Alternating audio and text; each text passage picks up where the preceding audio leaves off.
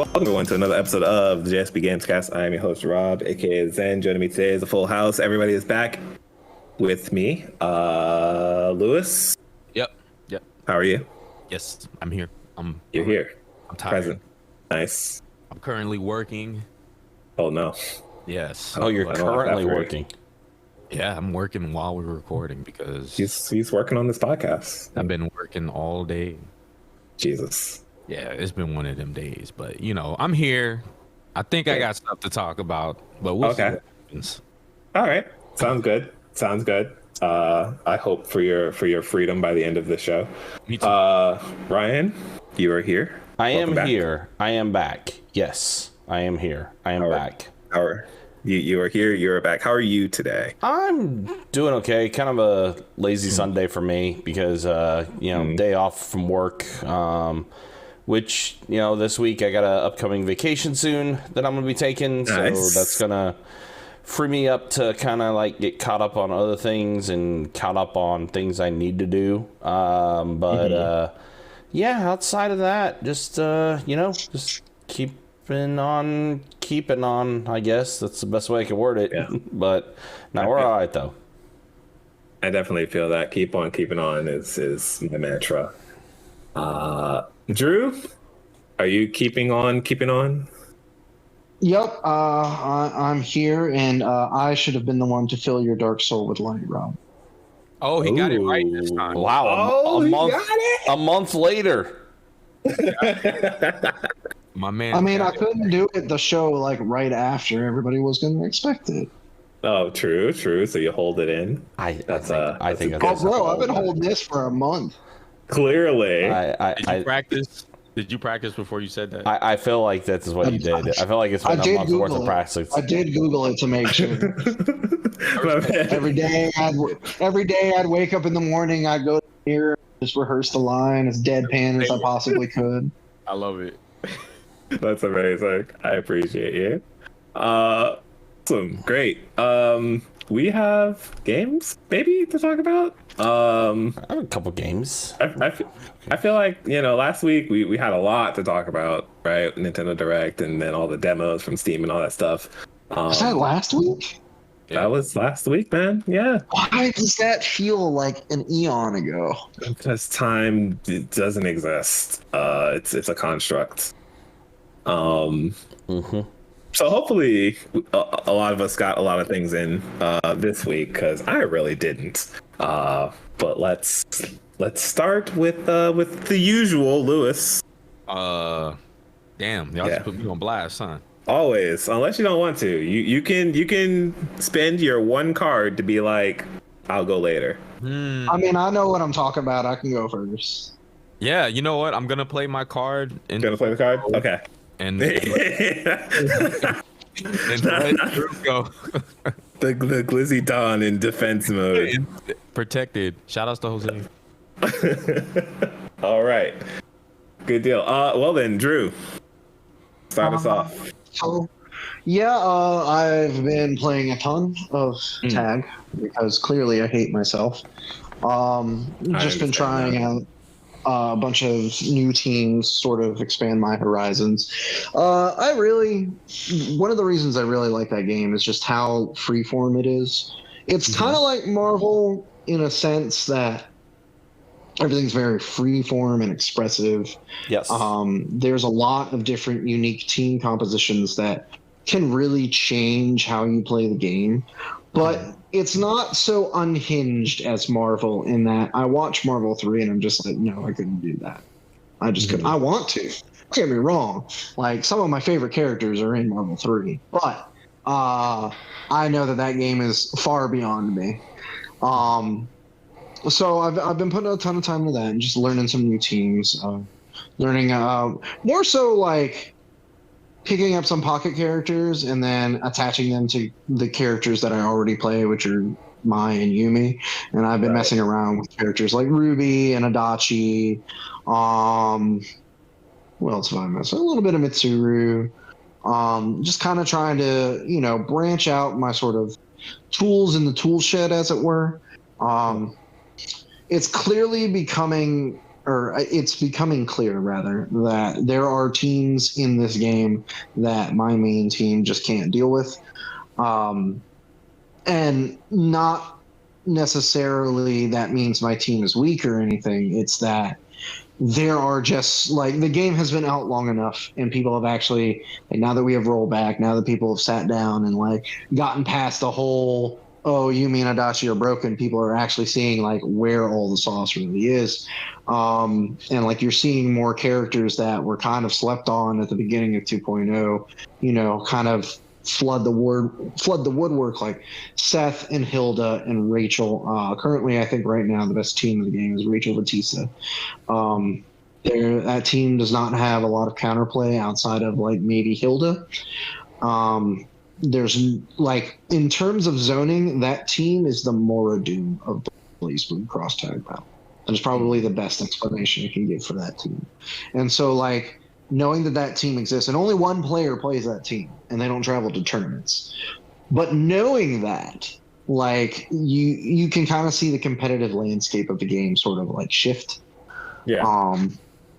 Because if that player traveled and went to more tournaments, they'd probably be winning a lot more and they would be in first place a lot because, I mean, the one tournament that they went to was CEO 2022.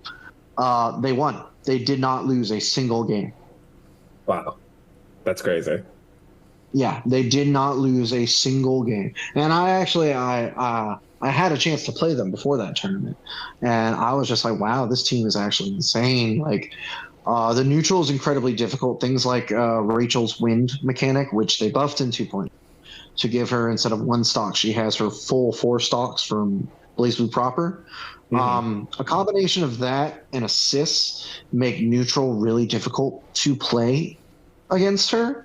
And combining with Batista, it's like the perfect storm of like zone.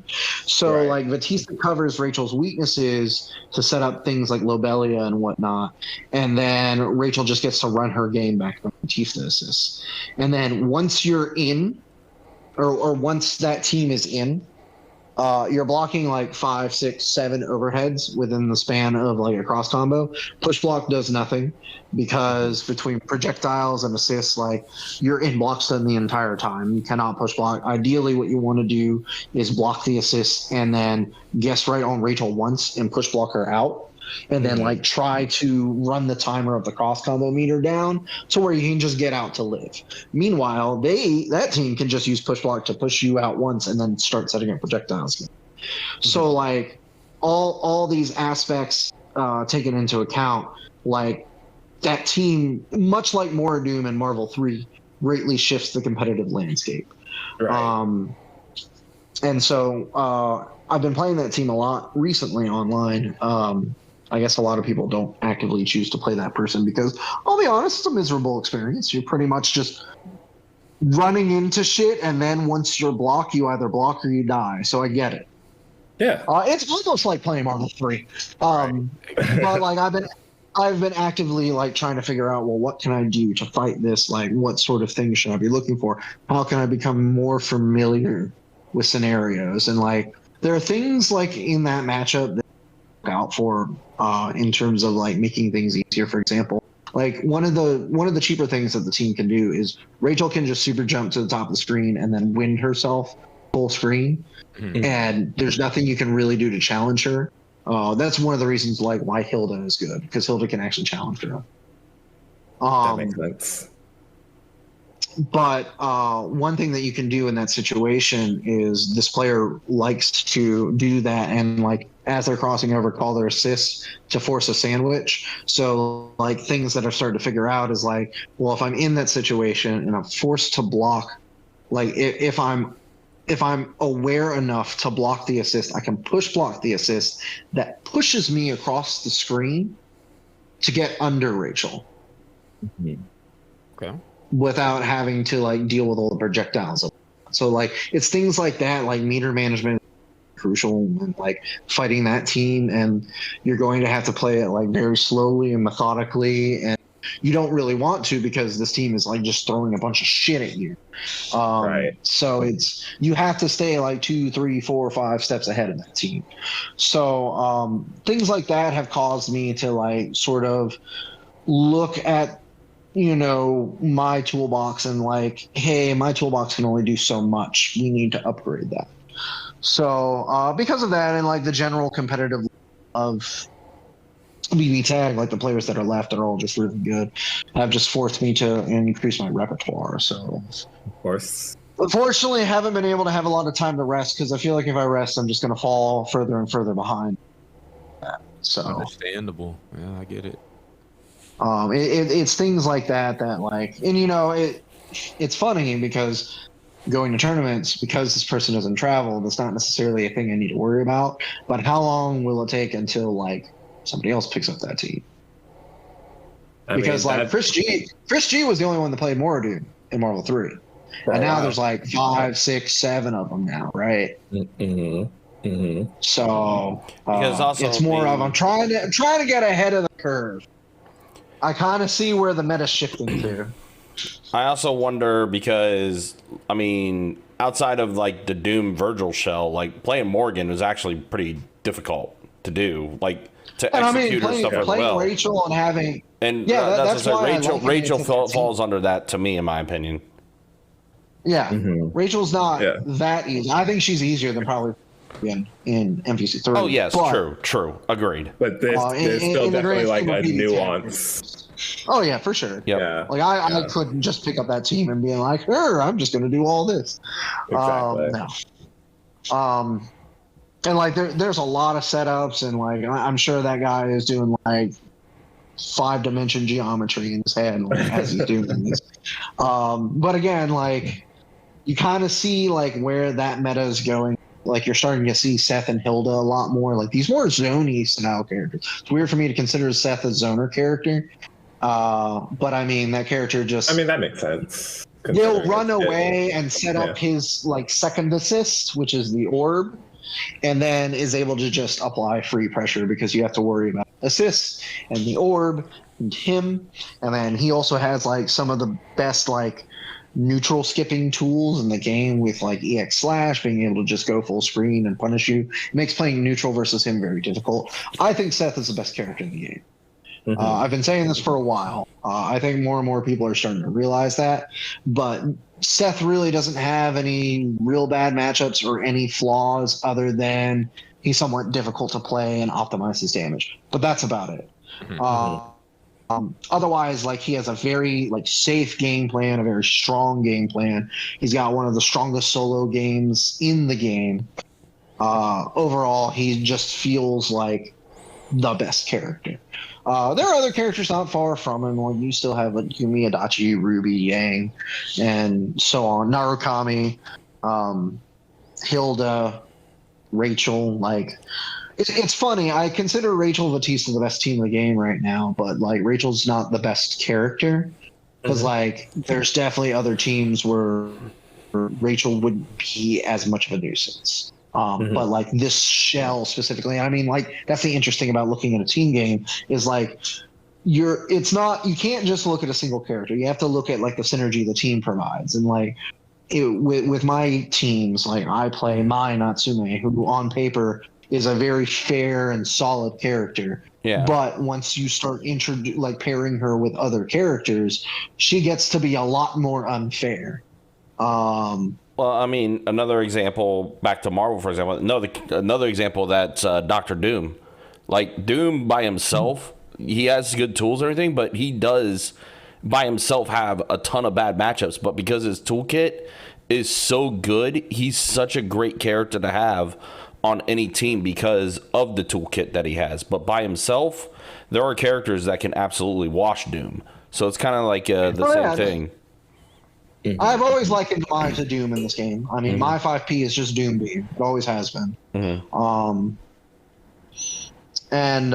So that's where I'm at in that game. Just looking at, the competitive landscape and like trying to see where I want to go in that game. And also like, I've been at sort of a plateau. Maybe not necessarily a plateau, but like, a wall of sorts, and I think playing other characters is going to help me like just get past tunnel vision or just get past like whatever sort of block I'm in. Just because I'm not doing the same thing that I've been doing for when 2.0 come out. It also helps just improve November your overall 2019 knowledge. Yeah, that too.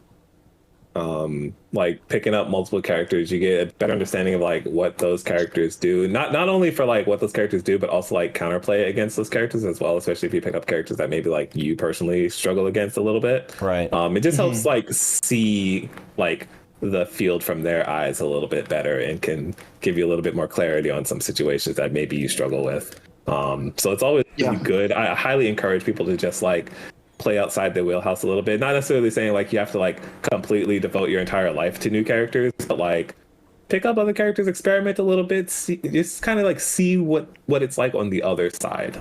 That is never a bad thing and just adds more to your overall knowledge of the game. Yeah, for sure. And like, you know, there's always that fear of like, well, if you're wasting time, like one of the reasons I never really messed around with other characters is like I always had the mindset of, well, I haven't mastered the characters that I'm currently playing. Why am I going to play other characters, right? But like that's such a closed-minded viewpoint I feel Absolutely. that I've had for so long, because like what does it mean to like truly master, like play your team optimally? Like for one, I'm the only one that plays that team. I'm just going to say it here right now on the record. I'm the only one that plays that team, and I'm the only one that has actively, like, there were other people that played that team, but they didn't like figure out as much shit as I have figured out for that team. And like no one really knows like what optimal is. So like I'm holding myself to this bar that may or may not actually exist, and limiting myself in the. And you know, one of the hurdles that I'm dealing with an older game is, you know, the smaller player pool. Me being like one of 3 BBTAG players in Florida, the closest BBTAG player to me is 2.5 hours. Like I need to be able to figure out this information on my own, because of the time it's going to be up to me to figure out this information. And if I don't have people to ask, you know, hey, what should I be doing? Then I have to go and figure out, well, let me play this character and figure out like how to deal with it.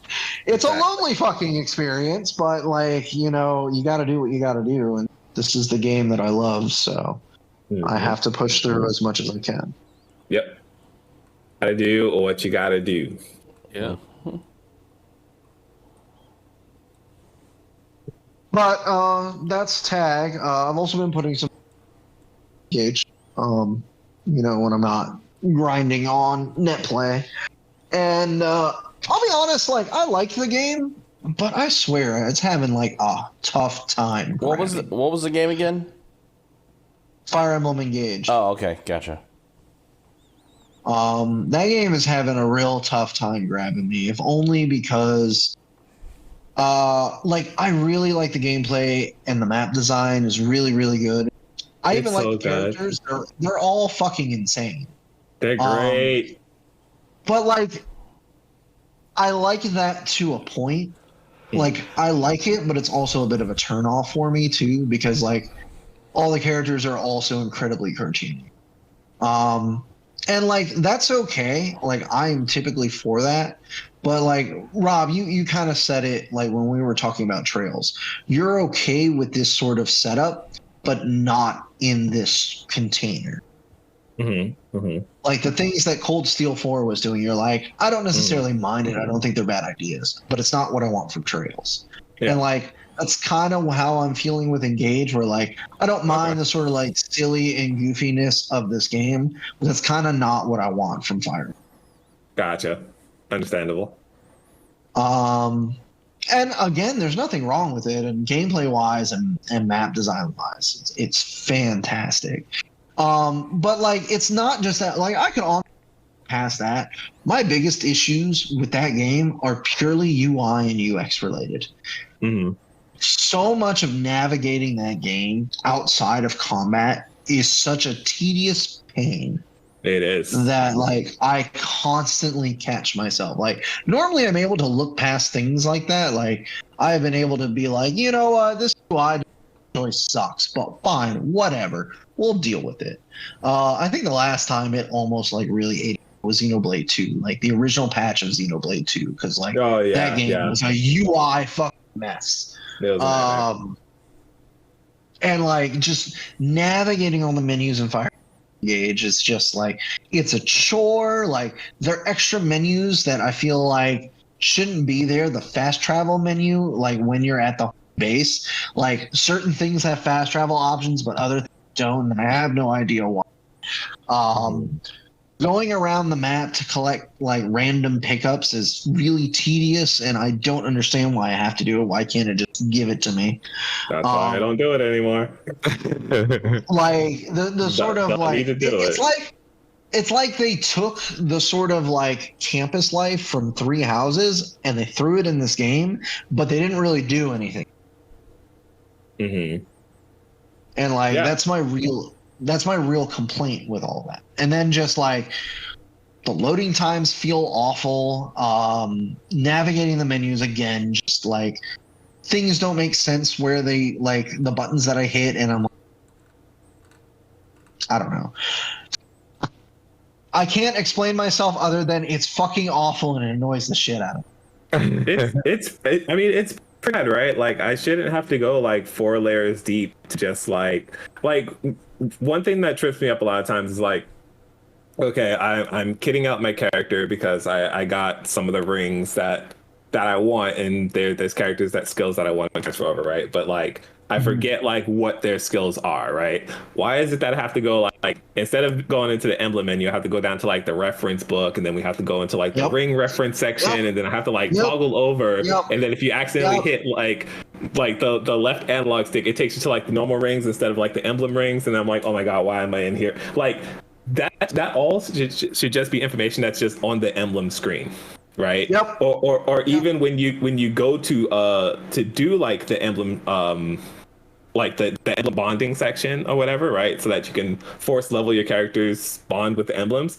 Give me all the information on the screen so I don't have to like exit out of that menu to go into this reference book and then be like, okay, now let me go back into the emblem thing. And then when you figure it out, it's like, okay, now I have to go to the ring chamber because I can't just do all of this in this one area. It's annoying. It absolutely is. A lot of that stuff should just be streamlined, just right there, very easily to access. I am right there with you. It's like I set up my characters the way I wanted them, and like I am not engaging with that at all at this point. It's like I don't even want to like bother like changing how my characters are set up. Like this is it. This is what I'm running for the rest of the game. Yes, and like the somnial activities are like really slow and like drawn out. Like any of the gym exercise, like you have to do to a degree, because like, well, the gym I don't think you really need to do, but like there are events that happen on the Somnial that get you bond points, and like you need bond points to create more of the rings from the gacha system to get skills, et cetera, and like you have to like feed Somni and pet Somni, and like those I have not done that in like 10 take chapters. so long. It takes so goddamn long, and I'm just like, it's not worth it. Like I legitimately don't do any of the Somnium stuff anymore. Like I don't do the gym stuff. I don't do the pet thing anymore. I don't do the fishing. I'm just like it's honestly a waste of time. It's not worth it. I'm just like, I go back to the Somnium. The only things I do in the Somnium at this point is like I'll get the food or whatever, right, just to increase some of the bonds between the characters.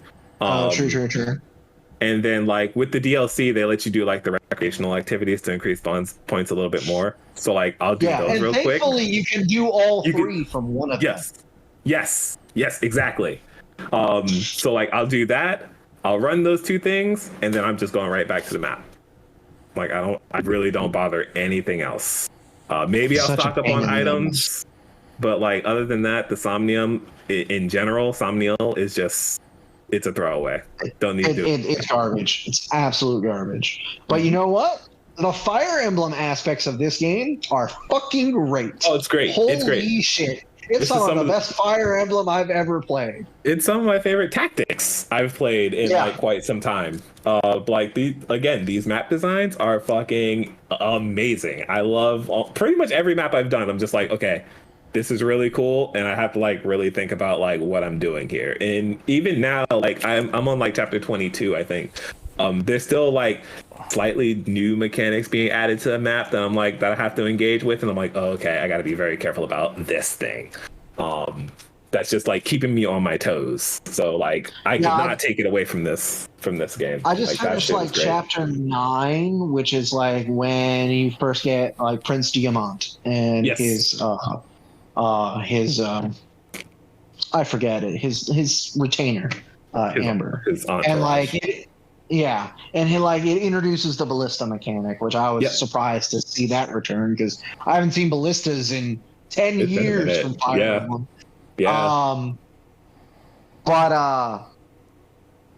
Like that map was really cool because like you have to protect like this gate, which I haven't seen one of those in a Fire Emblem game for a while either. Not since Awakening. Like we haven't done a like protect the gate map in a very long time. And like you have like all these flyers like enclosing in on you and in rapid succession. And so like you had to balance like being able to like, okay, well, flyer on which side do I pick off with the ballista, and then like can the team of units I put on this side of the map deal with these incoming units. And like I have had to like sit here and think, and like I've been playing on maddening difficulty, and all the rewind time stuff, like I've gotten down to like the very dead end of like rewinds before, and I'm just like, shit, bro, like I might have to redo this map, and it's awful. This one map I actually had to redo. I went all the way down, and I was just like, nah, like I made like one fatal mistake like in the very, very beginning.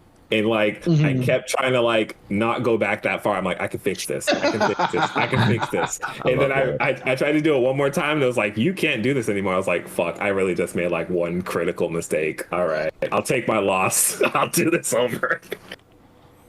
So like from that aspect, I really like the game. There's just like certain things like when I got introduced to Prince Al.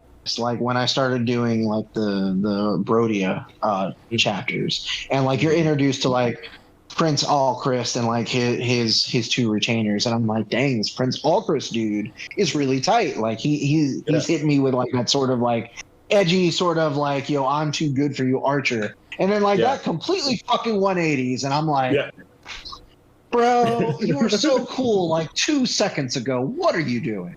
I loved his little switch. I thought that was funny. I actually really like their father. Oh, he's like, so cool. The king. I love him. The king is great. Good. Yeah. But like I like Diamant. I love you. Like Yunaka's great. So like there are characters I'm falling in love with. The story though, man. Yeah, it's a Saturday morning cartoon. Is just, it literally is. I love that descriptor. Yeah. If they had just taken, instead of like having the old Fire Emblem and just having that as like the 12 Crusaders that are in other Fire Emblem games, they could have made like a more like legitimate story out of it. But they said, no, fuck that. We're selling on nostalgia, and people are going to buy this DLC. Because they want their unit. I like how the DLC is bracelets and not rings. I was very curious about that until I played it, because I'm like, there's only 12 rings. How are they going to explain the DLC? And it's like, oh, these are bracelets, not rings. That being said, like in the DLC, I am happy to see like Hector had an acknowledgement. I thought that was wild. They got some good choices. They haven't acknowledged anybody outside of Lynn from that game in ever. So, all in all, like I'm enjoying Engage. I think the UI detracts from it a bit, and I think like between that and like the sort of silly story, like that takes me out of it a bit. But like when I get in it and I get into the nitty gritty of a map, I'm feeling it. Have you done any of like the paralog stuff? I don't know if that's open like yet. the divine paralogs, just getting the units paralogs. Not the divine ones, but just like the store ones. The Like ones that where you pop get up on the like map. Jean and Anna and all those. Yeah. Yeah, I've been doing those like as they pop, Okay. and those have been fun. Yeah, they're fun. There's some that like really tie into like the emblem rings that adds like some really cool just like scenes with like the classic Fire Emblem characters. Oh, really? Okay. Yeah, That's cool. yeah. There's one like eventually when you get Lynn, I think like I really appreciated that map a lot and like the scenes that came with that. So I think there's like a lot of good stuff around that, like just little good lore bits with these classic Fire Emblem characters. And there's also like some good like when you do like the DLC maps or whatever, like you said with like right, like being they haven't referenced like another character from Lynn's game in forever. When you do that map and you have Lynn in your party, they actually have like a conversation, which I think is really cool. Oh, that's cool. That's right. cool. So, yeah. So there's like little things there where like if you have proper emblems with you when you do like some of these maps, it's like there's a bit of a back and forth that I really, really appreciate. And I'm like, y'all didn't have to do that, but it's really cool that y'all did, you know? Oh, and I may warm up to it more as I play it more because again, I'm only on like chapter 9, chapter 10. Yeah. I think I put about 16 hours into it. And like again, the map design and gameplay is really, really solid. So that's going to keep me playing. Warp Ragnarok is like MVP of the fucking game. It's so sick.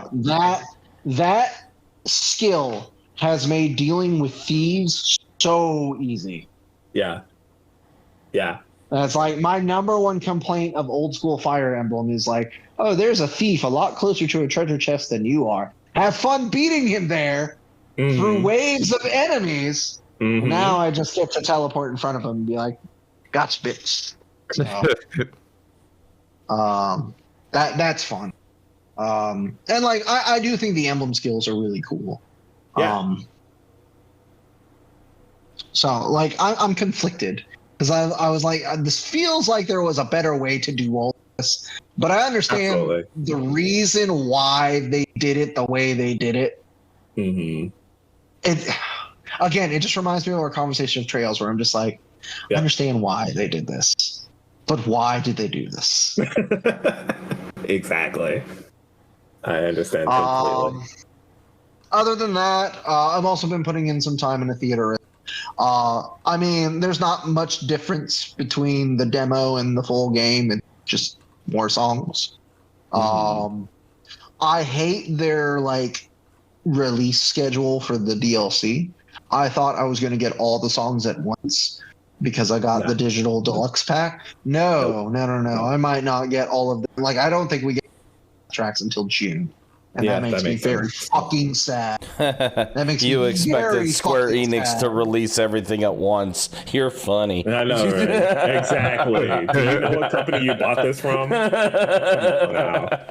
I mean, it's a really solid game. It's a really solid game. It is theater rhythm at its finest. Like, doing those charts feels really good.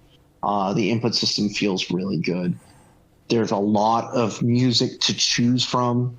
I don't really engage with like the RPG aspects of theater rhythm, as silly as that sounds.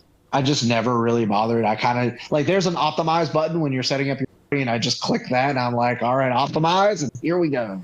Yeah. You don't really like. I feel like those games never really push that hard. I think this game does a bit more. I think this game like tries to do it a bit more, but I couldn't tell you. Gotcha. That's not what I'm here for. I'm here to just so far it sounds like it hasn't yet. It's trying, but it hasn't. Well, there are like little quests that you can do for each song.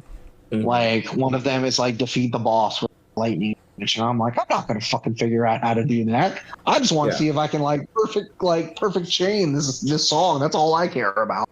Right. So like there are aspects of like them trying to make it more RPG-ish, but I'll be honest, I couldn't be bothered. That's not what I'm here for. I am not the market that they are trying to. But yeah, that's that. Octopath is coming out this week. This week, yeah. I'm actually legitimately excited for it. Like, I keep thinking back about my time with the demo, just like, this game's going to be sick. Either it's going to be sick or it's not, but I have a feeling it's sick. I've heard nothing but good things from the early reviews and stuff. Early impressions have been very good. Yeah. I just want the soundtrack, like, in my ears and in my eyes, because fuck, bro, it's so good. Anyway, I'm just y'all better stop me. I'm just gonna keep, like, going.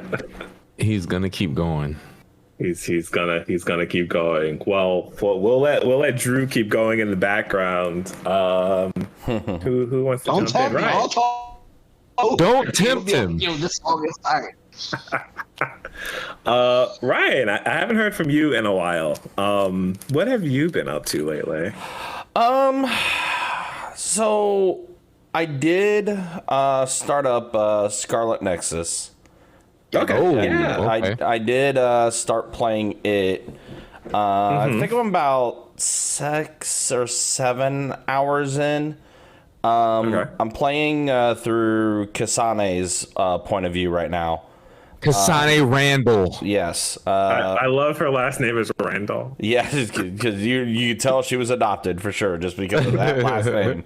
You're fucking lying to me, right? Her name is Kasane Randall. We've had this discussion before. Yes, that is her real name. It is her name. Kasane Randall. Yes, but it's I because fucking hate it. but because she was adopted into the family, so that's why. God. Basically, all the characters that you interact with, they're all psionics, basically using, psychic abilities, things like that. Action in the game is pretty fun. I'm definitely enjoying the combat system and how things work in that game. It's pretty easy to understand. They have some really cool little quick time events when you're doing the finishing moves on enemies and stuff like that and everything. The story is, I'm still trying to process half the story of what the hell is actually going on, because there's a lot that's going on. It's anime bullshit. Yes. Yep. That involves psychic stuff, that involves time travel, that it's a lot. Rob said anime bullshit. Yes. So that tracks. Yes. It's a lot. But the game is cool. I'm definitely enjoying the experience with it so far. Even with things that I'm just trying to process of what actually is happening here. I kind of how they do the cutscenes. They mix in a bit of the cutscenes of having that comic panel style, with the characters and everything, stuff like that. By the way, a lot of characters in this game. Yes, there are a lot of characters, and I kind of like the aspect of how they kind of streamline how your parties are, because your party members are basically assigned to you based on where you go. Because I would have a headache and a half trying to figure out how to build parties of 20-some, 30-some characters, and I can only pick 3 of them.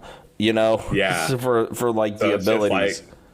Just give me this pre-assigned stuff and I'll just work with it. Right. Yep. Yeah. I can understand that. Yeah. So that is one cool aspect too, where the party members you have, you can use their abilities on top of your psychokinesis that you use and everything, and be able to create unique effects on enemies based on how you fight them and everything.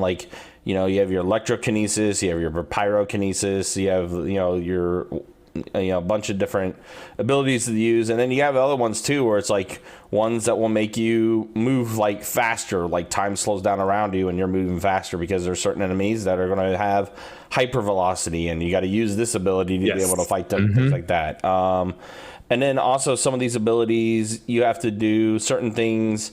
Have to have certain abilities to be able to go into different parts of the stages, for example. one character, Luca, I think his name is, he has a teleport ability, but there's certain parts where the only way you're able to get to past the stage is by using his teleport ability to phase through like gates and fences and like that other stuff. Yep. Yeah. So I like how they did a bunch of different things to make things kind of fluid and everything, and it runs very, very well on PC, I should say. Like it's been a lot of PC port. Very good PC port. So I'm definitely enjoying my time with it. I'm not a big fan of the soundtrack. Okay. Because I figure with this type of game, I don't know, I was expecting maybe something different from a lot of jazz to it. There's a lot of jazz like sound track to it and everything, and I'm kind of like, I don't necessarily know if I think this fits this realm, like fits like what the atmosphere of this game is and everything. Like it's not bad, like I'm not gonna say it's bad or anything like that, but it just feels weird, like I'm going through like this intense moment and everything, and I got like the fucking Careless Whisper saxophone going on in the background. I'm like, wait, this doesn't add up. Something's not right here. Like, because I'm very it's kind of weird because like I used to, when I first started playing it, Ryan, I kind of had the same thought process, but then like it kind of, there's certain areas in that game that kind of put me back in the mindset of playing like Phantasy Star Online. And like like Phantasy Star Online kind of had like that weird jazz music going on too, so I was like, okay, I think I kind of get it, but it is kind of weird though. Like I know exactly what you mean. Like I said, it's not bad, and it's not like it's super detracting or anything.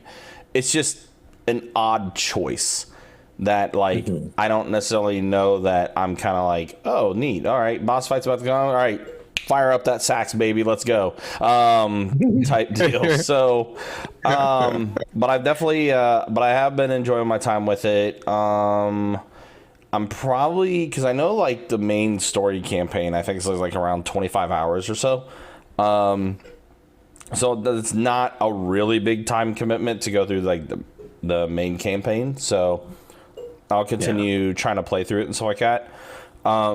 Especially when like I want to go through like Yubito's point of view of it and everything, stuff like that, because that character, apparently there's a lot of things with him that's like with Kasane as well.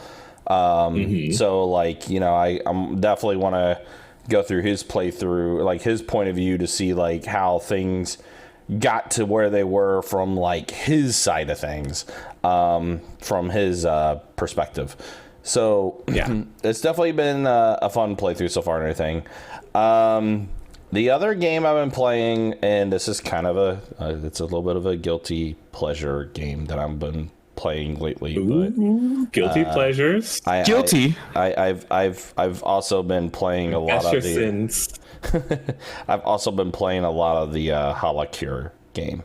The Holocure's fun. Game.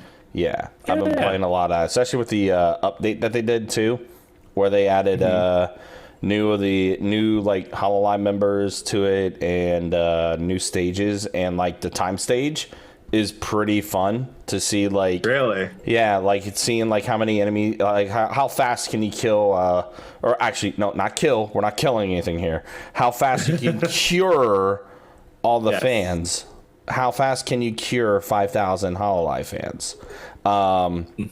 It's pretty fun too. Like it's like you pick the character, and like they actually, like the characters, whoever you choose, they'll have all like their personal buffs. Like they'll all start at level 1 on their own like personal buffs, and then you just kind of build everything from there. And like the different like collabs now that you can like put together and stuff like that, with the addition of like the new characters and stuff, like it's a fun game. Like for it to be a fan-made game and just continuously like get updated the way it does, and like adding new stuff and everything, it like for that type of genre, which is that vampire survivor style game or anything, I definitely enjoy the game a lot.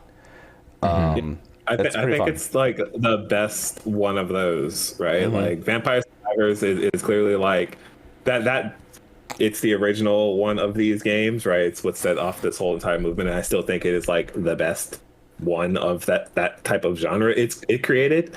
But like Holocure is definitely like an amazing like follow up to that, right? Yes. And the fact that it's like free and done by like one person is also really fucking cool. Yeah, it's super fun. Yeah, I've definitely been enjoying my time with it for sure. It's definitely a lot of fun to play. Yeah. I think the fastest time I gotten so far though in the stage thing was with Crony. Was able to finish it in 8 minutes. Nice. Yeah, so but like some of the other characters that I used with it was like Amelia, and then I think Okayu was the other one I cleared it with too. So Moga. Yep.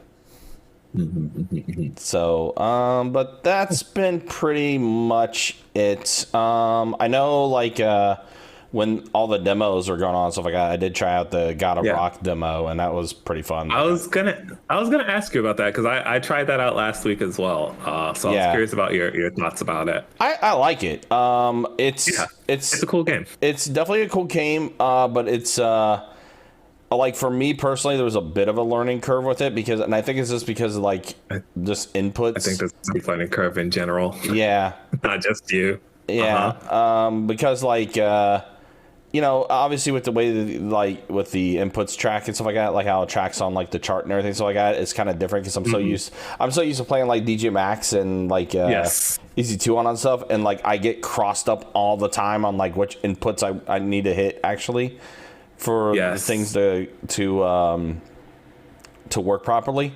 And like I explained it last week where it's like it throws me off whenever I'm playing a game where notes are coming in from like the left to the right. Yes. Right. Like it really throws me off. I fuck up the button inputs all the time. So it's like regardless of whether I want player one side or player two side, it's just like I cannot process this. Please let me get vertical charts. Right. Yeah. I'm kind of I'm kind of in the same boat. Because it's the exact same thing I struggle with that. Yeah, and it's like you'll eventually you'll get used to it if you play it enough. But it's definitely like one of those like initial hurdle challenges of like I gotta get over this hump. But I feel like dyslexic right now. Yes, Yeah, I think it's honestly the best way to explain it. And like I still I feel like there's a lot of other things that I have to kind of like familiarize myself with, especially when it comes to like how the characters actually work as far as their abilities and everything and like what they actually do. So like I feel like it's a game where I like the game a lot. I'm definitely going to be playing it and stuff like that and everything. But I feel like I'm going to have to do like a deep dive on like figuring out like how the mechanics and how everything in the game actually is supposed to work.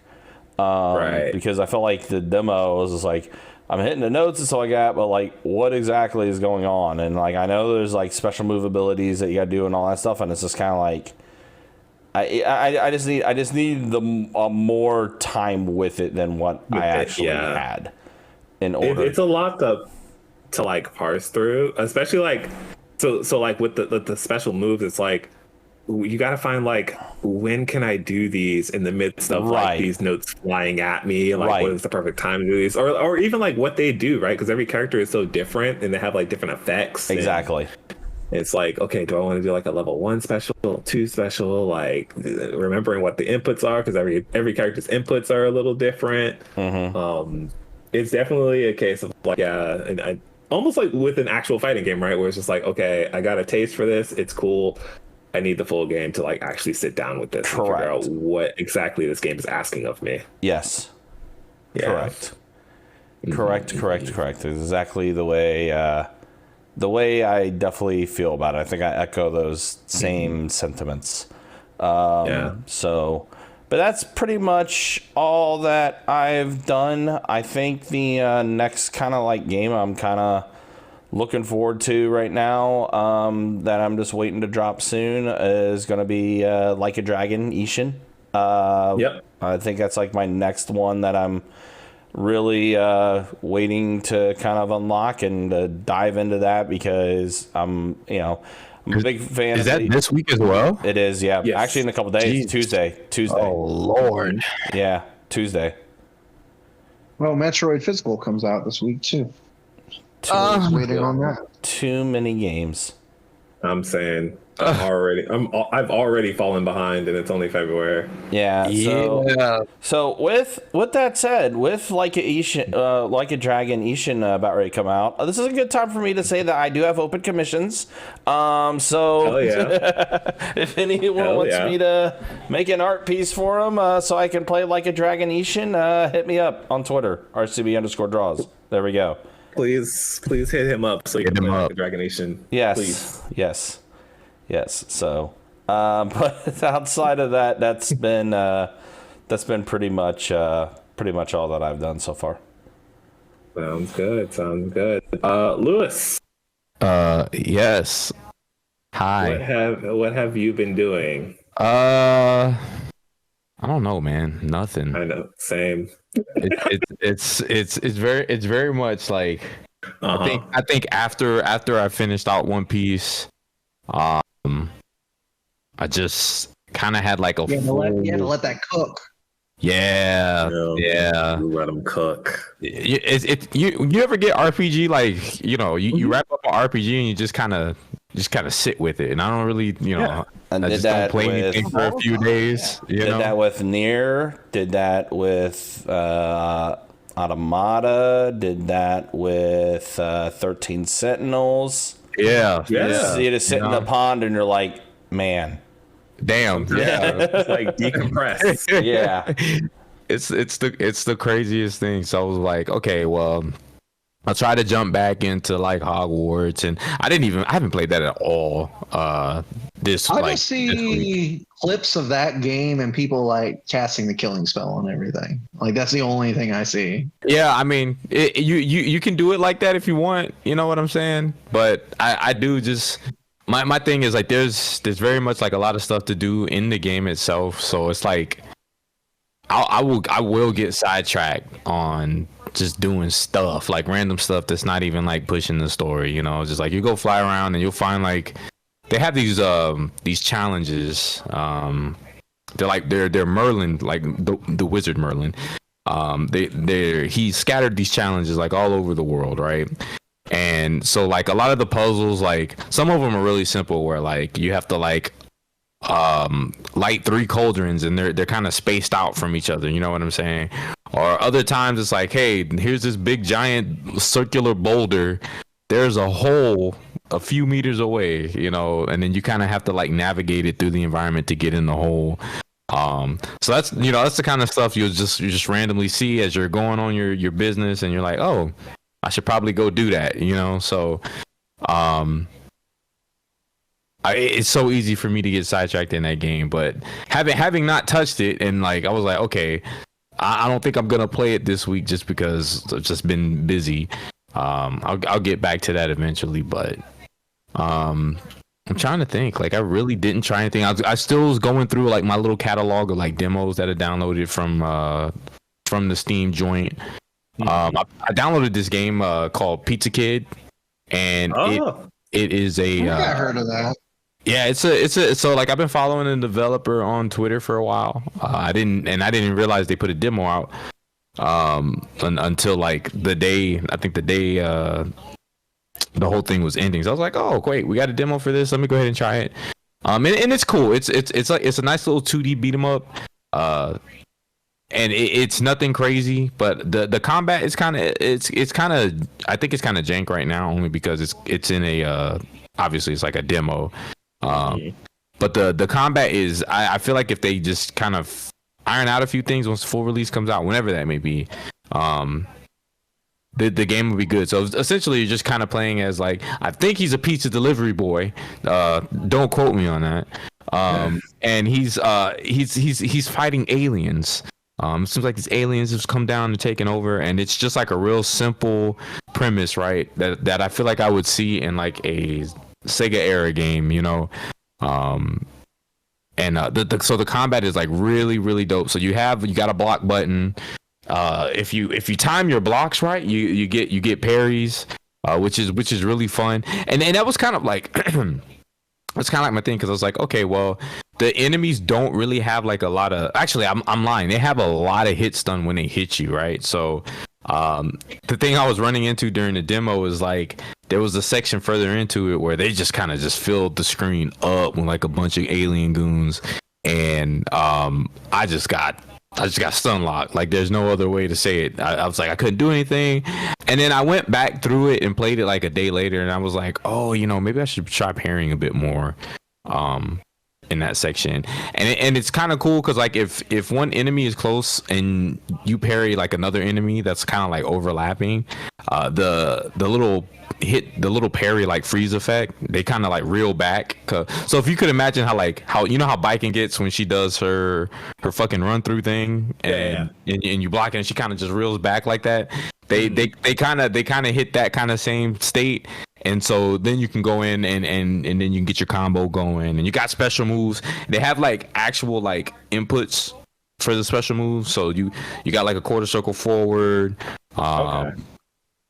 And I think they only gave you like 2 special moves in the demo. Right? Don't quote me on that, but they're really animated really well. Everything is like hand drawn by the developer, and he's definitely got a gift for it because it looks really clean. So the demo was pretty short, and I think it gave you about 3 levels to play through. But I don't know if are those demos still up for those games that were in like no. So, some of them. Okay. So a lot of the demos were only available during the Next Fest, but there are some that stayed up permanently. So it's kind of like you just kind of have to go and check and see. Yeah, I know the 2 I checked out. Got a Rock and After Image are no longer available. Okay. Yeah. Okay, I didn't know. There's a few because I think Radio the Universe demo is still up. Mm-hmm. And there's a couple others, but I did see that like most of them are down. Right. And I'm not sure if it's still up or not, only because I have it downloaded, so it's like it's not telling me if it's still available or not. But if it's available, I think most people should probably download it if you're looking for like a good beat 'em up, just to sample what you're gonna get with the full release. But it is really like a really tight experience from what I played so far. So we'll keep an eye on that one. And I really, now that I think about it, I think the only thing I really played was these demos. Like, there was so many of them. I was playing Slave Zero X was really good. That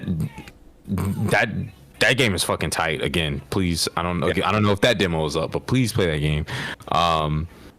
That's another one where the combat is like really clean. It's 2D animated, but like the background are like a 2.5D thing. So you can kind of, and it's cool because like it almost looks like a PlayStation era game where you have those 3D backgrounds, but like your character's 2D, and you can see when enemies are coming in the background. So it's a really neat effect. Just kind of made me feel really nostalgic. But the combat is really clean. You play as like this samurai demon cyborg, and I can tell whoever made the game, I think they like fighting games, because there is a lot of like. There's a lot of normal shit for me as a fighting game player that I just immediately recognize, right? So like you got launchers, you can jump up and then you got a dive kick, and that one also has a third strike parry. They didn't tell me about it while I was playing. I just did it. But it's like super late, so you have a like block, but actually I don't even think you have a block button now. I can't remember, but you have to press forward to parry. So it's very much like like I said, like a third strike parry, where like you have to kind of anticipate the hits, and it was really tough because I was like, okay, I got to the boss in the demo, and I was like, okay, he starts the fight off with like a gunshot, and I was like, let me see if I can parry this gunshot. I was like, I don't know, and I was fucking it up a lot, but eventually I did it one time, and I was like, oh shit, I was like, okay, so it is, it is possible. And then I just went through the fight, and I would keep losing towards the end. But then I got to the point where like I'm like, okay, I'm trying to figure out when I can parry. Like he had a really big attack with a sword that just kind of just shot out this flame wave, and if you were close enough, you could just parry it like the actual hit and not the projectile. And then you know free them up for a bunch of damage and stuff like that. So like I died a bunch during the boss fight, but I was just trying to figure out, okay, what can I parry? What can I do this? Can I do this? And it's really sick because like the boss basically had a point to where like you had to like parry him and attack him enough before he would stagger, and then but once you and the screen gave this big effect when you knew you would stagger him. You get this blue light kind of crackling glass kind of effect, and you could just do like your standard like 3-hit 4-hit ground combo. You can knock them up, jump up, do your air combo, dive kick, knock them back down. And then if you press like R2, you have like a secondary weapon, which is like a grenade. So you can like throw the grenade, the explosion from the grenade pops them back up. You can jump back up and just kind of relaunch all this crazy shit. So I was really impressed with it. And that demo was pretty long too. For the most part, I felt like they let you play 2 levels.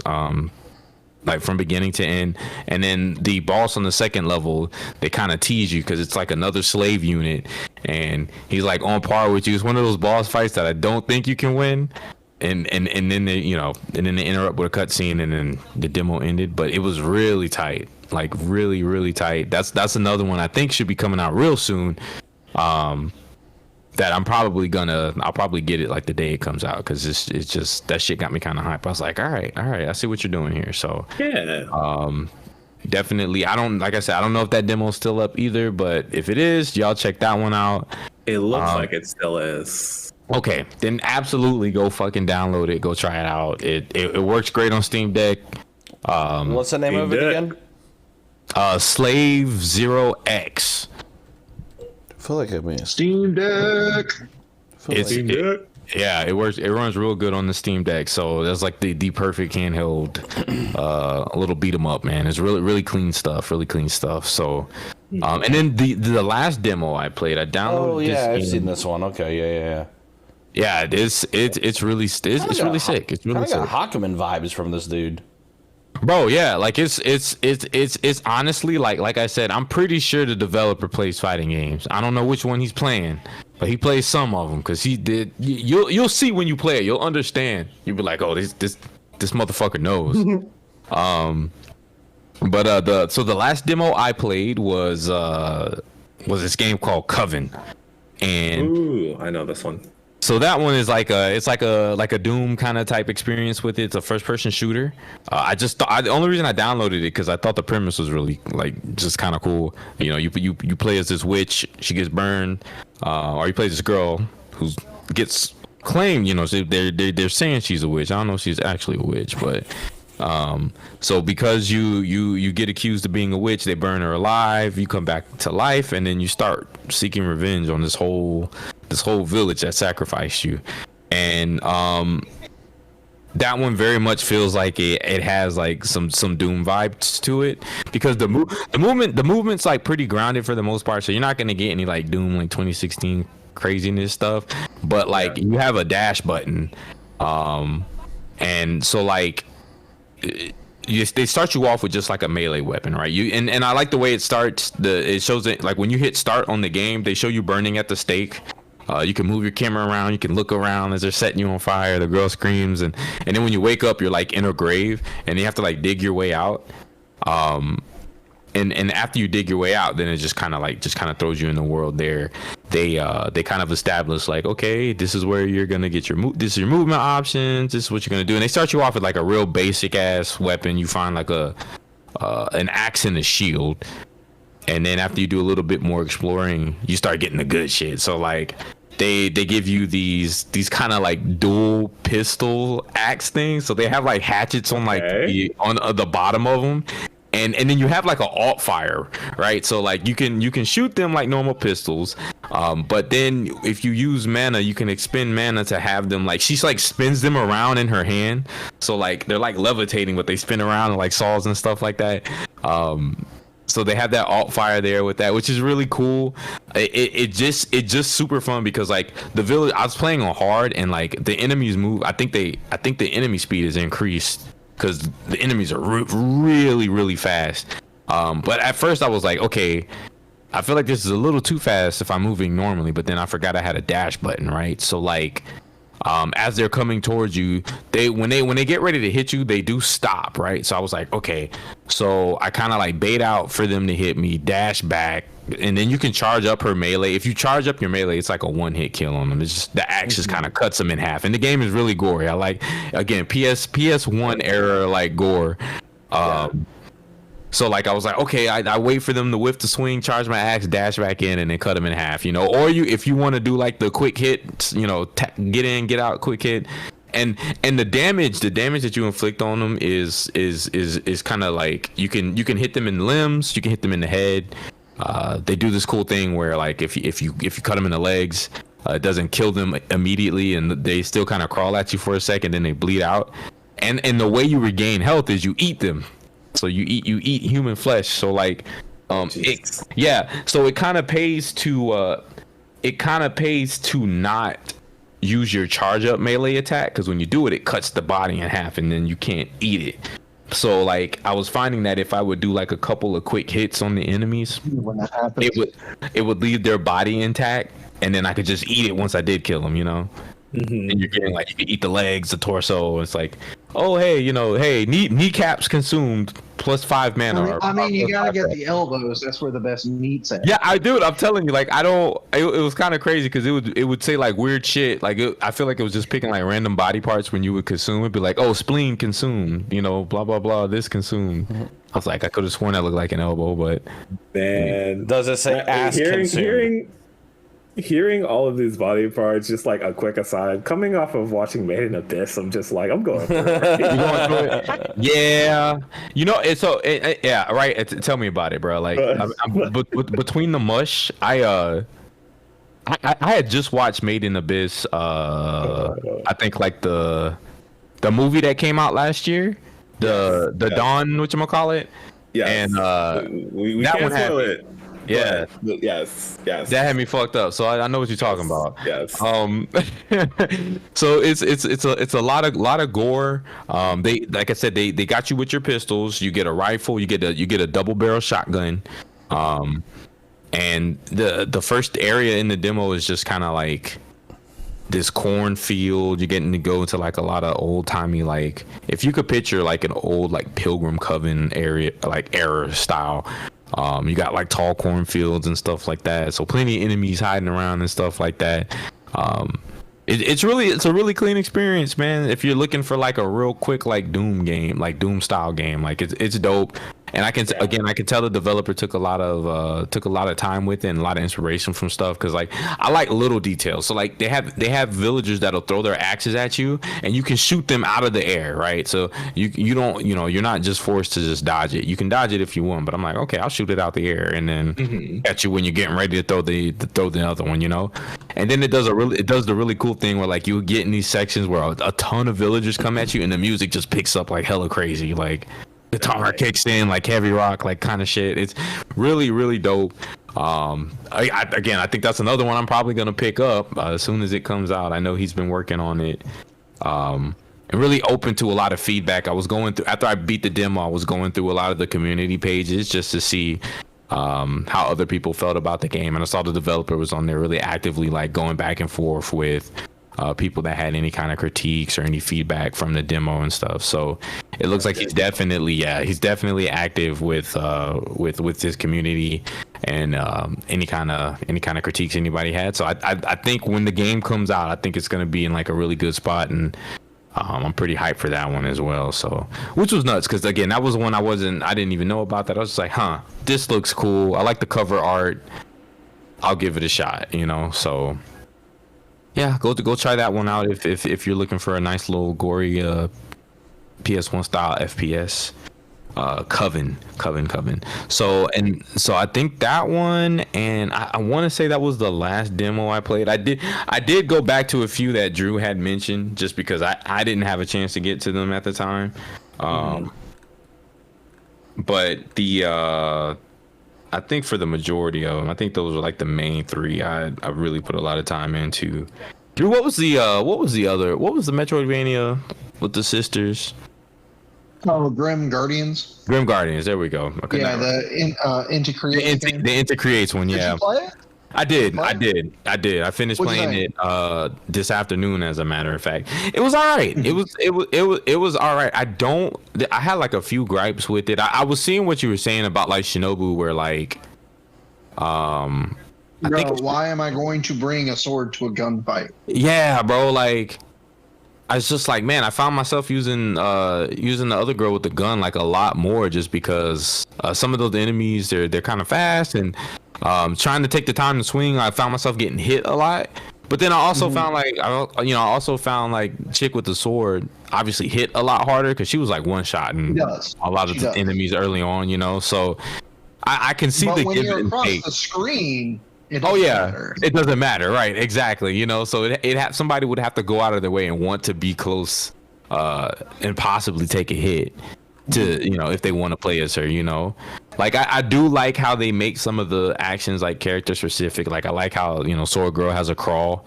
True. You know, as opposed to the Gun Girl not having one. So, you know, there's situations where they you know, they will force you, or actually I don't even. Yeah, I mean you will, you know, you be forced to kind of use her to kind of get in those places if you really want to fully explore the map. But you know, right now I'm kind of lukewarm. I'm still gonna get it, but I'm kind of lukewarm because it didn't really do anything like different, you know, like that I haven't already experienced. The game that they're taking the idea from, which is Portrait of Ruin. That game, Castlevania Portrait of Ruin. That is like where this idea of like the dual protagonist came from, like where you active switch between two different characters that play differently. In that game, you could really just play as Jonathan and it's fine.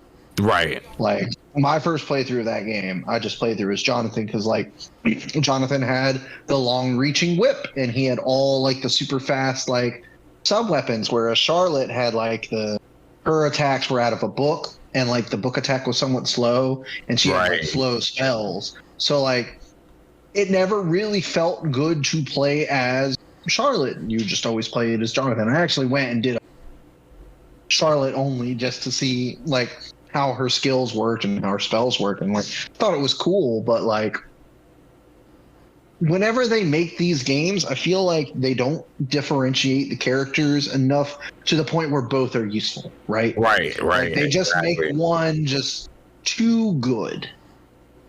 Exactly, and it felt that way too. You know, it definitely felt that way because, and it really felt that way when I was fighting the bosses, right? So like, that first boss, the bat, like I'm like, bro, I'm just gonna gun this all day, you know, because it doesn't help that like the gun girl has the sub weapon that goes directly. Right. It has the angle. She had the angle, and I think she jumps a little bit higher. I think she jumps a little bit higher than the Sword Girl. So I was like, there's no reason for me to use her in this fight, at all. You know, and I was like, that sucks. This fucking sucks. You know. And I felt that way even more when I got to the second boss, that fucking rabbit. Again, why would you want to get close to that when it's shooting sound waves you have to jump over? He has that attack that's going up and down, which again, you want to have space so you don't get hit. And then he has the other attack where he comes down and then the wood comes up. And again, it's like, bro, I would not want to get close to you for any of this. So you know, why did I ever bring a sword? Right.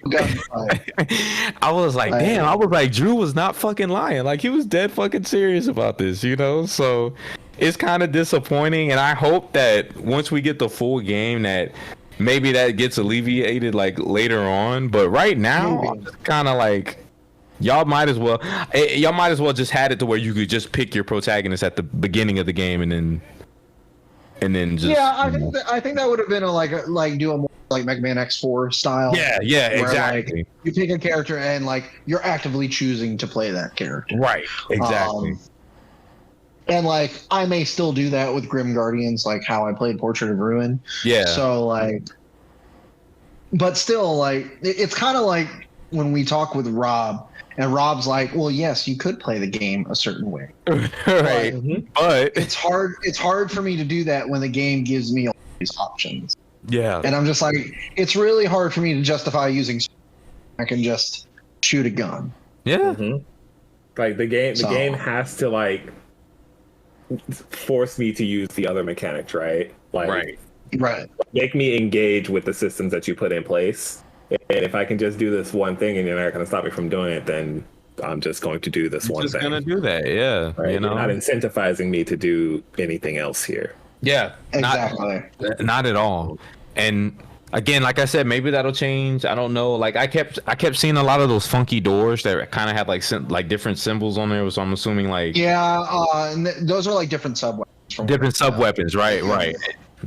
I didn't realize this game had co-op in it. Yeah. Split screen co-op. Oh, that's right. It does. It does. Yep.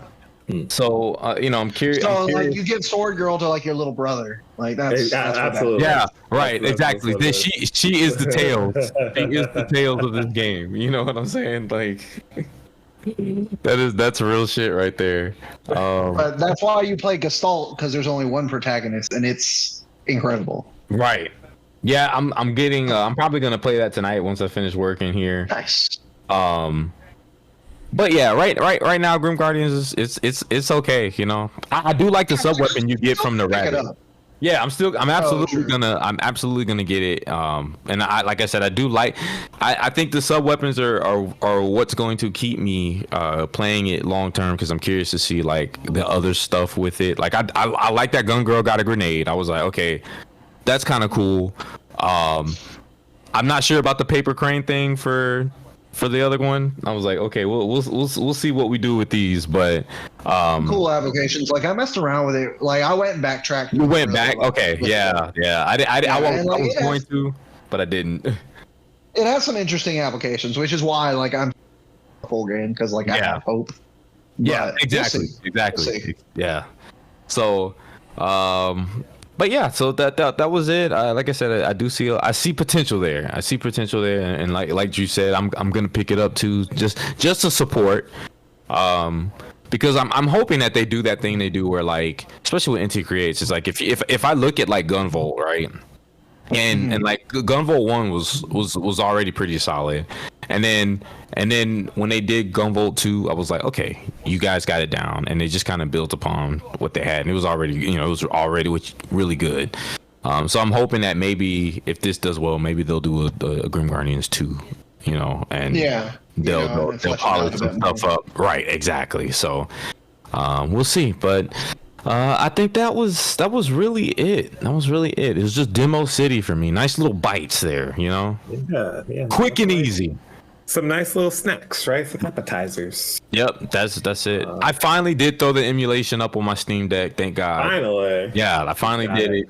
I finally did that. Matter of fact, I just downloaded a bunch of stuff today. Downloaded some Maximo because I felt like playing that. Ooh. Okay.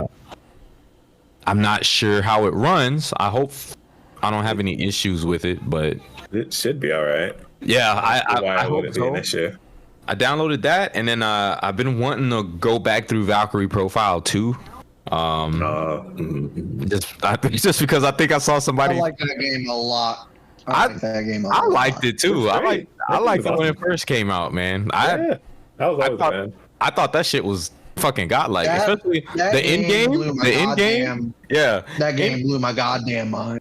End game was fucking nuts for that game. Like that was like, if I look back at it, that was some Marvel level shit, right? Like, bro, it was insane. It was nuts. Like, Ron was trying to get me to play the games for so long, and so like when that hurricane came back in, I think it was like 2016, I played through the first one on my PSP. Right. And he's like, all right, you need to play the second one right away. Okay, cool. So like I start going through it, and then like you get to like that plot twist, and you're just like, yeah, it was nuts.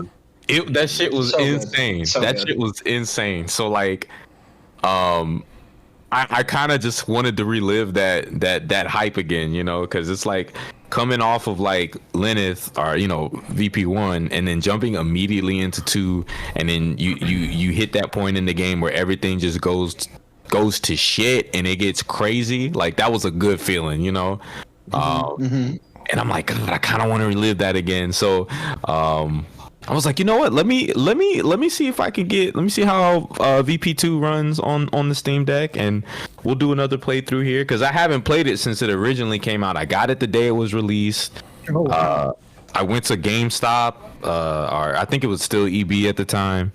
I remember going there after school. I got the game. I got my strategy guide because the motherfucker wouldn't just let me leave. They always had to try to get you. You want to get the guide? You want to get the guide? Like so. But honestly, now that I think about it, right, is like I feel like that was one of the guides that was like a good purchase because one of my main complaints about VP2 though was like the way the dungeons were set up with the dragon orbs and all that whatnot. Like, are the different orbs you had to set up in the dungeon to get like those different effects during your battle encounters and stuff. I think that was kind of a lot for me to grasp when I was playing through when I was younger. And I feel like I kind of fumbled my way through it. Obviously I beat the game, but I was like, man, I could probably do some busted shit now that I know like what I'm doing, So I'm kind of curious to see how I can break that. I fumbled my way through it because I have no idea what you're talking about. Yeah, bro. So like you remember in the dungeons they had those pedestals, right? And you would get like I think so. You would find these stones, and I can't remember if the stones were like just randomly sprout about or if you got them from battles, but each of those stones had like different modifiers, right? So and you know how like the dungeons were like they were broken up into like areas. So like one area might have a pedestal, right? And let's say you put a stone in there and the stone had an effect of like, hey, I'll give you like 200 experience, but enemy attack damage is buffed by like 50%. Yeah, so, I think I remember this. I didn't mess with that at all. Oh yeah, it had all that crazy shit to do with it, and like if you really wanted to like break the game, you kind of had to get like the perfect that was the thing is like get the perfect setup to like that really sounds like a tri-ace mechanic. Like it absolutely was because I had no idea what the fuck I was doing when I was younger. Again, I just kind of like I'm like, all right, we'll fumble our way through, and we did. We beat the game, but I was just like, man, like I said, going back to it is like. As an adult now, I feel like maybe I would have a better understanding of how to really exploit that whole mechanic. So really with this run, this is twofold. It's like, hey, I want to play back through the game, but then I also want to see how bad I can break it. With the full understanding of these mechanics now. So I don't know. We'll see, man. I just really want to play some Valkyrie profile all of a sudden. So I feel that. I'll let y'all know how that goes. For sure. I still love looking at that game. It's one of the most beautiful games on the PS2. It has aged fairly well. Yeah, it does fairly well. It was a good looking game then. I still think it looks good now. It holds up. And we got a remaster of that game. Dude, I was hoping while they were like re-releasing Lilith and stuff like that, like maybe they would just drop like a remaster. Nah, Elysium Tank. That's back in the crypt. Yeah, I know. But I was hoping on the lead up to Elysium, right? It's like I thought they were doing the thing where they're like, okay, let's drum up some hype, let's re-release VP1, and then let's just shadow drop a Valkyrie Profile 2 remaster. It didn't happen. Nah, you gotta go get the Silmeria NFT, bro. Yeah, or at the very least would have put it up on like the PlayStation Plus service. Yeah, did something like that. You know what I mean? Yeah. Real talk. I hope like the Bravely and the Octopath teams like are bought by a good company. Company goes down. Like Yoshi P just like grab business division like 3, grab the Octo team, grab the Bravely team, and just like go form a new company. Please. Please. I mean, like you guys need to get the fuck out of there. Listen, I will. I'm still thinking that story you told me about Tomb Raider. Yeah. Oh, the Tomb Raider story is fucking hilarious, man. Did y'all see like how Embracer Group just made like a shit ton of money off of that? No, what? Oh, so it's great. So we're all aware like Square Enix sold off all of their Western IPs, right? Right. and Embracer Group picked up their entire Western catalog for 300 million.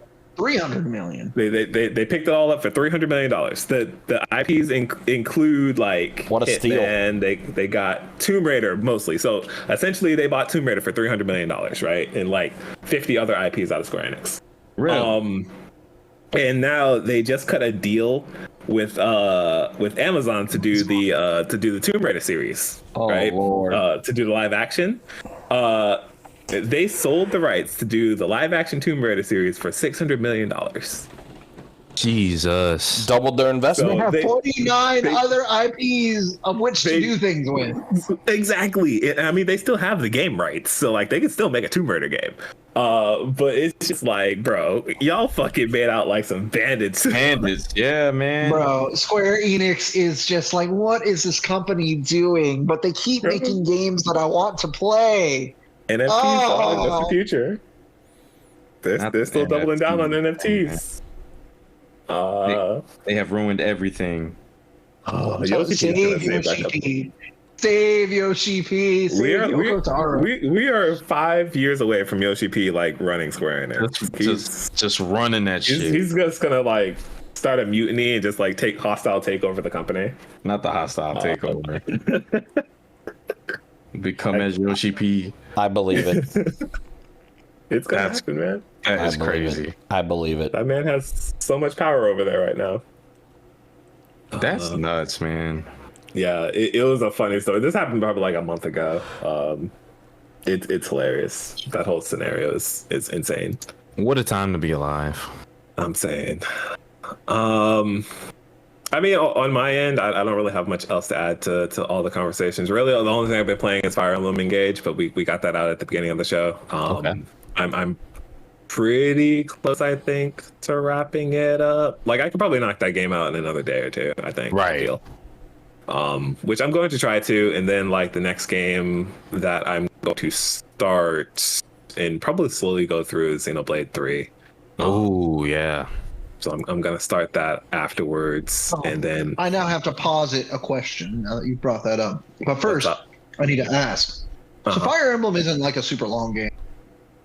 like I feel like if you mainline it, it's not a super long game. But also, I'm probably like 60 hours, I think, 50 or 60. Bro, after Cold Steel 60 is nothing.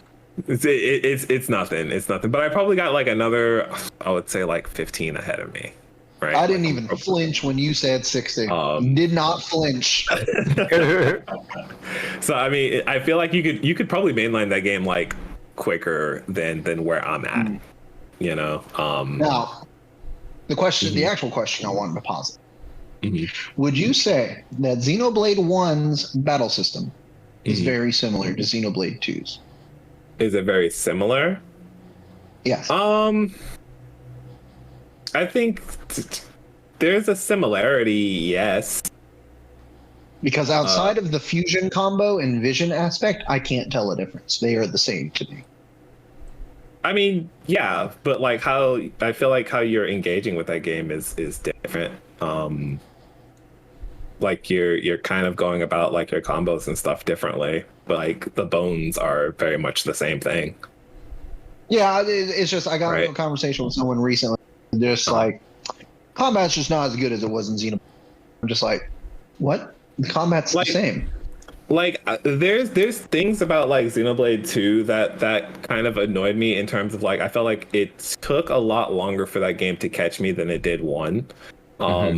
Because like 1, like right off jump, like had you really working with like doing the different combos and stuff. And I feel like 2 takes a while for all that stuff to like really unlock. 2 was like drip fed, dude. Because like So- I remember you were like I remember specifically like you didn't finish getting all that shit until what was the big dude that died?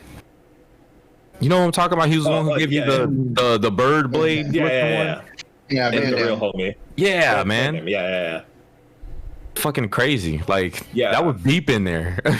Yeah, so I definitely took like a very long time for me to like appreciate Xenoblade 2's combat, and even still, I think I do prefer 1 over 2 at the end of the day. Really? Yeah, but I don't know, I mean, like the whole vision mechanic, like that got very old for me very fast. Also, and I will hold this against the game. When you intercept a vision and like you change the future, the battle theme changes to a completely inferior battle theme. I have no comment on that. Oh, I'm just saying. he's just saying, y'all. He's just saying. Like Inferior. you have Inferior. You will know our names, or like mechanical rhythm is like some of the tightest battle themes I've ever heard in an RPG. And then like you interrupt a vision and it just like this really awful guitar shred just like it's like the record, like someone's like stops the record. It's so jarring and I always hated it. And inferior. You heard it here first. Drew says Xenoblade Chronicles 1 is awful. Irredeemable. Now hold on. Now hold on. I believe I'm being misrepresented here. Do I need to get my lawyer? Oh my god. Damn. Okay. We'll see where 3 lands in all of this. I'm curious. I'm curious. I'm debating on if I'm going to join you on that journey or if I'm going to wait, because I really want to play Octopath. I really want to play that game. Play that video game, man. There's no shortage of them. Yeah. Right. Exactly. But I do need to get on Xenoblade 3 though. At some point. Yeah. I feel like it's getting to a point where like I'm gonna get spoiled on that game. Like I feel like pretty fucking soon. So I'm surprised you haven't. Now that I think about it, because it came out. It's been a miracle. What? Like, bro, fuck Twitter. Fuck Twitter. I got spoiled pretty hard on that game. Like there's some things that like I feel like I know, but also like I'm largely like spoiler free on that game. Yeah, that's good. So it's definitely a case of like once they announced like the DLC, it started creeping back up, and then I'm like, all right, I need to just sit down and do this. Yep. Yeah. I need Twitter to just die. Soon. Probably soon. Maybe. We'll see, but I'm sure, half the Twitter is going to lose their accounts in about a month because they didn't switch over their 2-factor thing. So, we'll see what happens. That's going to be fun. But it's going to be great. Anyway, let's get out of here. Let's begin the sign-offs. Drew, where can people follow you and your BBTAG exploits? You can find me on Twitter at JSB Totally Drew until Twitter dies. Sooner rather than later. Up on that, I guess I have a Twitch, which is also JSB Totally Drew. I'm really just streaming BBTAG if you want me to play BBTAG. Hell yeah. That's about it. Cool. Ryan, where can people find you? I kind of hope Twitter doesn't die right now, because that's where I get a lot of my interaction for my art pieces at the moment. And I really don't feel like searching for anything else at the moment. I understand. But RCB_draws is where you can find my Twitter account, where I post a lot of my artwork and stuff like that. So definitely check that out. Also, before you go, Lewis, happy 10-year anniversary to Metal Gear Rising, which dropped 10 years ago today. Yes. That's nuts. Probably one of the greatest action games ever. Of all time. Yes. Happy 10-year anniversary to Metal Gear Rising. If you have not played that game, please play that game. That soundtrack is so good. Everything about that game is great. I was gonna say everything about that game is fucking sick. Oh yeah, I mean I could say everything about it, but like specifically, like soundtrack is OJ. Those boss themes, Lord have mercy. Yep. Fuck, I kind of want to play that now too. Shit, damn. Yep. Some would say platinum peaked with that game. Yes. God, yes. Yes. But yes, happy 10-year anniversary. Happy 10th. Maybe someday we'll get a sequel. Fingers crossed. One day. Lewis. Yes. Where can people pray for Metal Gear Rising 2? You guys can pray with me over at Twitter. at Soft and Wet FL, or you can pray on Instagram at Soft and Wet FL. Don't send me any nudes. Oh, don't send him the nudes. Yeah, don't send me the Send nudes. them nudes. Don't do it. I'm trying to remain pure. We only talk about games here. Oh. I'm only about the games, but that's where you can find me and interact with me. And when I say interact, I mean not really do anything at all, because I'm just a retweet bot. So Hell yeah. there you go. Awesome. And then you can find me on Twitter at ZenosukeZ and OSUKE, where I am also a retweet bot, but I do talk about video games from time to time. I am also getting back into watching a lot of anime, so I'll probably be posting some of my anime impressions as well. Such as, go watch Trigun Stampede, because that shit is tight as fuck. Watch that shit. It's so fucking good. The newest episode that just dropped had me like, I was going through it. They did Wolfwood so fucking good. I gotta catch up on that shit. Please. I got to. Please. All right. I am begging you. You can also follow on Twitter at JackSavageBase for information on like the podcast and other stuff that we're doing. You can follow at JSB Anime, where we are doing the anime podcast every other Sunday. Yeah. Which will be this Sunday that you are listening to this. So you can catch us live on twitch.tv/Pinoy Grigio. There's a one in the Pinoy. At 3 p.m. Eastern is when we go live to hear us talk about anime. It is a book club style format, and we are required every week somebody picks an anime for the group to watch, and we are required to watch Blue Lock, the first season of Blue Lock. So if you're interested in our impressions on Blue Lock, check us out on Sunday, and it goes up on YouTube and podcast services the following Monday. Aside from that, let's get out of here. Thank you guys for listening. Thank y'all for being here. I appreciate this time always. It helps me cast on my week. It helps me live. It helps me prepare for the following week. You guys, this does a lot for me, and I appreciate y'all. Oh, we appreciate you too.